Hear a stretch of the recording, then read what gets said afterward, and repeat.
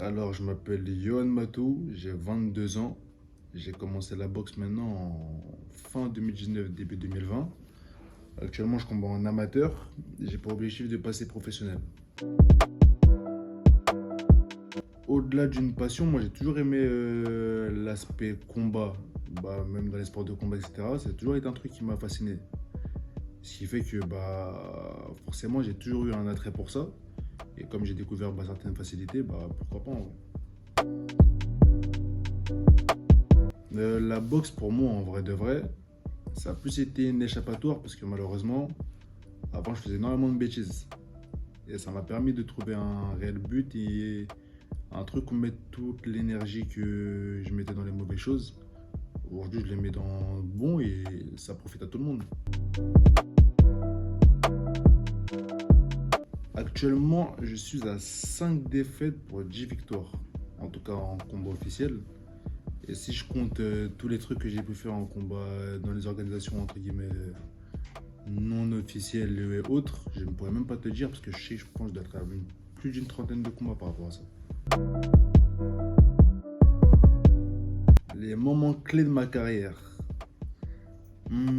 Ce qui m'a donné le plus de visibilité, ce qui fait que les gens aujourd'hui me suivent, c'est que je suis parti participer à une émission d'un youtubeur qui s'appelle Libra TV. C'est un youtubeur très connu sur YouTube. Et c'est lui qui m'a donné le plus de visibilité et c'est la personne qui a le plus mis mon art en lumière en tout cas. C'est assez compliqué parce que j'accorde au moins 80% de ma vie à ma vie sportive. Mais par la grâce de Dieu, la plupart des personnes avec qui que je fréquente, ils s'entraînent avec moi. Ça veut dire qu'en vrai de vrai, ça me coupe pas de mes proches. Je reste avec les miens, c'est des personnes avec qui je m'entraîne. Et même quand je m'entraîne tout seul, on est tous à proximité. Donc ça me coupe pas en vrai. En préparation de combat, je peux m'entraîner 2 à 3 fois par jour, 5 à 6 jours par semaine. Ce qui fait qu'en vrai de vrai, ça me prend un énorme temps parce que le peu de temps libre que j'ai, je préfère me reposer ou alors quand j'ai pas le choix, je vais au travail. Mais en général, je m'entraînais par exemple à 6 h du matin la première fois, puis repartir m'entraîner à 10 h, puis m'entraîner le soir. Ça a toujours été plus ou moins compliqué, même aujourd'hui c'est assez compliqué, c'est très fatigant, mais je pense que c'est une question de discipline et en vrai de vrai, le corps il est fait pour s'adapter, c'est-à-dire qu'à un moment, ça va en vrai.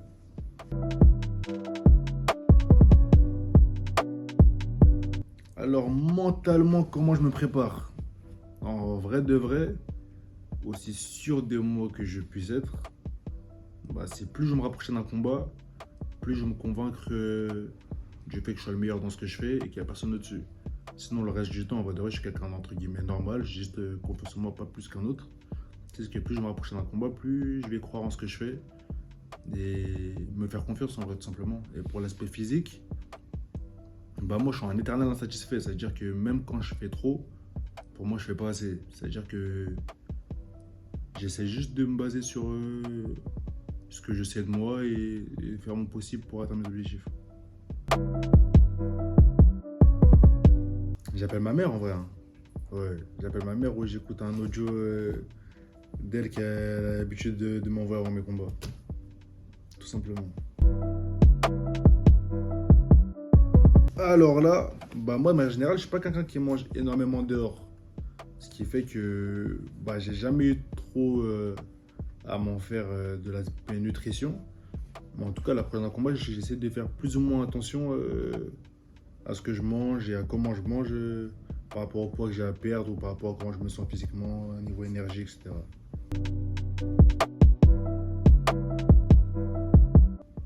Malgré le fait que j'ai certaines facilités, les trucs, tu es obligé de les apprendre forcément pour performer. Ce qui fait que quand on est loin d'un combat, je sais que j'en prépare pas un particulièrement, on va beaucoup se centrer sur mes points faibles, justement pour les minimiser et peut-être moins axer sur ce que je sais déjà faire pour justement être plus complet en tout cas dans mon art. Je pense que le plus grand défi, que ce soit pour moi ou pour n'importe quel boxeur, c'est se relever d'une défaite en vrai. Parce qu'en général, quand tu vas perdre, pour la plupart des compétiteurs en général, c'est que tu as pris du temps pour t'entraîner, tu as pris du temps pour toi, tu as sacrifié certaines choses, etc. Et c'est quand ça se passe pas comme prévu, bah forcément tu remets énormément de choses en question.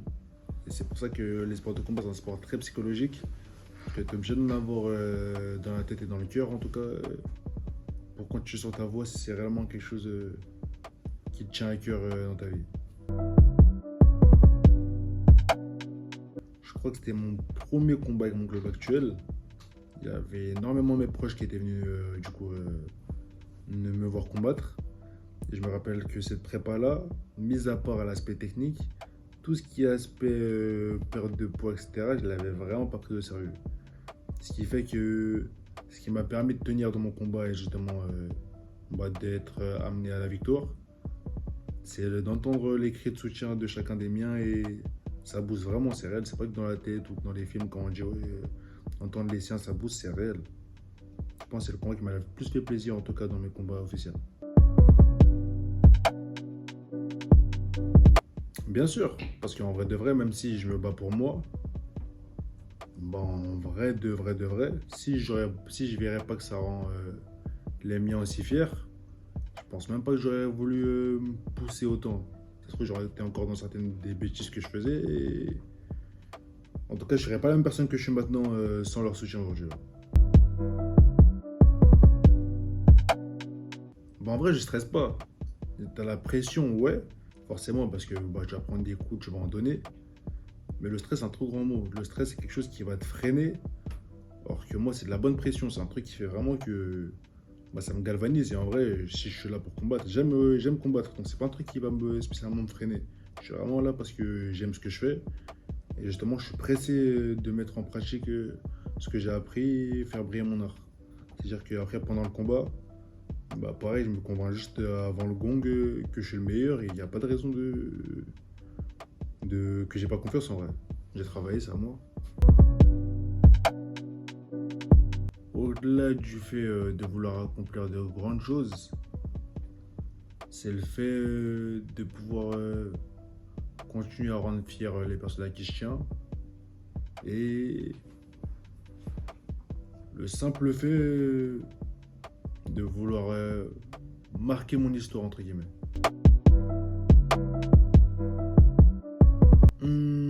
Moi, je sais que je suis un boxeur, je boxe beaucoup à l'instinct. Au lieu d'écouter forcément ce que mon coach me dit, etc., j'écoute beaucoup trop souvent mes émotions en plein combat, en tout cas. Ce qui fait que ces derniers temps, on a beaucoup travaillé sur le fait de plus gérer mes émotions, en tout cas mieux les gérer, pas forcément constamment aller à la guerre, même si ça me plaît et que c'est un truc que je fais entre guillemets bien. C'est vraiment être le fait d'être plus réfléchi et de moins boxer à l'instinct, si on peut dire ça comme ça. D'aimer ce qu'il fait, de prendre du plaisir, parce que c'est très important. En général, c'est ça qui fait que ça dégoûte beaucoup de personnes dans leur sport, même de manière générale, c'est qu'ils prennent pas assez de plaisir dans ce qu'ils font. Et je trouve que c'est un aspect très important, parce que même si que tu as envie d'en faire un métier ou non, le sport, ça reste un truc que tu fais à la base, en tout cas, pour t'amuser, t'épanouir et prendre du plaisir. Si à un moment tu aimes plus ce que tu fais, tu vas forcément moins progresser, moins avoir envie d'y aller. Donc je dirais aimer ce que l'on fait, être discipliné et forger son mental en vrai. Alors faut savoir que pour ça, je suis quelqu'un de très irresponsable. Parce que je suis pas un exemple à suivre dans la mesure où moi, tant que c'est pas cassé, bah en vrai de vrai, c'est pas mon problème les blessures. En vrai, je me dis que j'ai mal, ça finira par partir. Donc en vrai de vrai, des fois même après des blessures, c'est pas ça qui va faire que je vais peut-être plus ou moins ralentir, mais je vais jamais me reposer comme il faudrait après une blessure. Après, pour ce qui est de la fatigue, bah, moi je suis un gros dormeur en vrai. C'est-à-dire que c'est pas ça qui va faire que combat, pas combat ou fatigue, pas fatigue, je dors. C'est-à-dire qu'en vrai de vrai, ça c'est pas un problème. C'est plus la blessure, je suis encore très irresponsable par rapport à ça. Moi, je pense que ouais, parce qu'en vrai de vrai, quand tu te blesses, c'est soit tu as mal fait quelque chose, soit que t'as, comment dire, t'as pas été assez dans le contrôle. C'est rarement de la faute de la personne qui est en face. Donc forcément, t'es plus, comment dire, t'essaies d'être plus méthodique et d'être plus minutieux dans ce que tu fais et ça embellit ce que tu fais en vrai de vrai. Il y a énormément de combattants professionnels aujourd'hui qui, s'ils en sont là aujourd'hui, c'est par rapport à des blessures qu'ils ont eu plus tôt dans leur vie personnelle, qui leur a, comment dire, qui les a galvanisés, ils sont servis de cette énergie et de ces blessures-là comme une force pour propulser là où ils en sont aujourd'hui.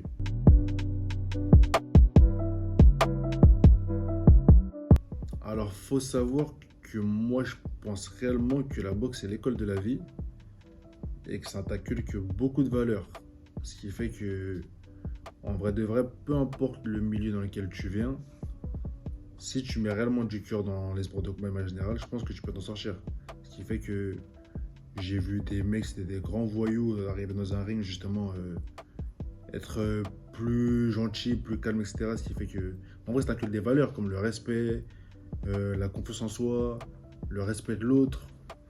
Ce qui fait qu'en vrai de vrai, je trouve que c'est vraiment quelque chose d'important et qui embellit le sport en lui-même. Admirer, c'est un grand mot. Je pense que le seul boxeur que j'ai déjà admiré, c'est Mohamed Ali, parce que au-delà même du sport, c'est quelque chose, c'est un homme, c'est un grand homme dans les choses qu'il a accomplies, qu'il a osé faire. Mais des personnes que je suis, il y en a pas mal. Il y a pas mal de boxeurs que je suis. De boxeurs ou de combattants, mais en général. Que ce soit Israel Adesanya, Shakur Stevenson pour la boxe anglaise. Si je dois rester dans mon sport, je dirais aussi Terence Crawford, Canelo. Je me fixe jamais de limite. Je me dis pas que dès que j'aurai ça, j'aurai tout accompli, donc je peux m'arrêter. Je vise vraiment les sommets, accomplir de grandes choses. Encore une fois, marquer mon histoire et même marquer l'histoire dans le sport, du sport dans lequel je finirai, que ce soit la boxe ou autre. Et faire en sorte de laisser entre guillemets mon empreinte dans ce monde.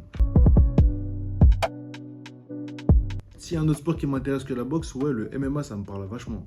C'est vraiment un truc dans lequel je sens que j'ai à me lancer, mais à voir, l'avenir nous dira. Pour l'instant, je suis dans mon sport, je kiffe. Et si mon cœur m'appelle trop à aller vers là-bas, je me dirigerai, sans aucun doute.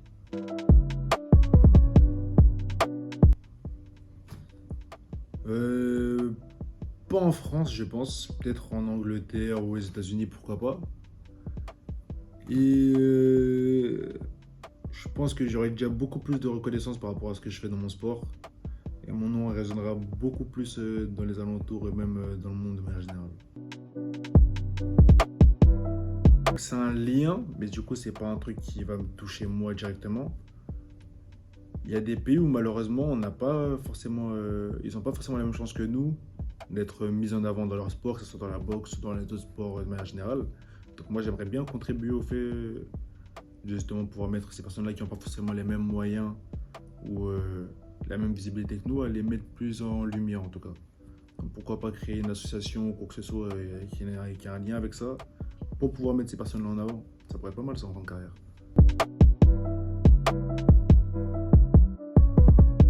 Il n'y a rien de plus, en tout cas. Peut-être la discipline, ça joue avec, mais la détermination, c'est la plus grosse chose en tout cas qui me pousse à être comme je suis aujourd'hui là. Avoir la dalle.